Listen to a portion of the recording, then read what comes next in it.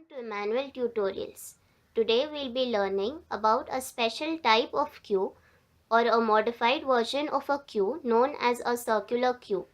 The reason why we learn about a circular queue is because it overcomes the disadvantages of a linear queue, which is mainly memory wastage. So we'll try to understand it using an example. If I wish to insert 6 elements in a linear queue where the numbers are 11, 22, 33, 44, 55 and 66. Once I finish enqueuing all these elements in a linear queue, 11,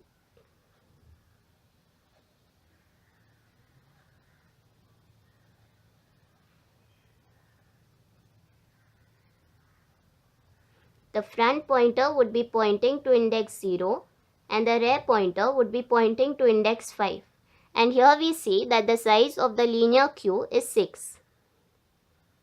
And since I have already inserted 6 elements in the linear queue, my queue is full. Now if I wish to dequeue an element from the queue, it's by default that the element pointed to by the front pointer would get deleted. That is, 11 would be dequeued from the queue and front would be incremented by 1. So we see that an element is dequeued from the queue. And now if I wish to insert another element or enqueue another element into the linear queue, say the number is 77, I find that I cannot insert it into a linear queue because the front pointer cannot move backwards and so that memory is wasted. No other element can be accommodated at index 0 anymore. So this is the disadvantage of a linear queue, which is overcome by a circular queue. So we'll try to understand a circular queue. Since I have 6 elements or the size of my queue is 6, I would have 6 empty slots in my queue with indices from 0 to 5. And once I insert these elements into the circular queue, the front pointer would point to index 0 and the rear pointer would point to index 5. If I dequeue an element from the circular queue, it's by default that the element pointed to by the front pointer would get dequeued and so 11 is dequeued from the queue and front is incremented to the next position. So just as the case of the linear queue, if I wish to insert 77 into the circular queue, I find that I do not face any problem as a linear queue. I can insert it at index 0 and increment the rear pointer to the next position. And here the next position is index 0. That is, the last position or the next of the last position always points to the first position.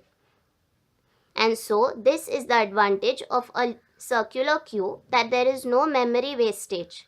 However, in a linear queue, I cannot insert any more elements once the queue appears to be full. But we need to notice that the increment in a circular queue is not normally as we do in a linear queue.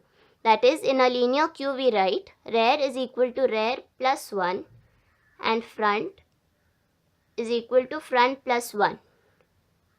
However, this will not work for a circular queue. Instead, we have to increment rear and front in this way. Rear is equal to rear plus 1 mod size and front is equal to front plus 1 mod size.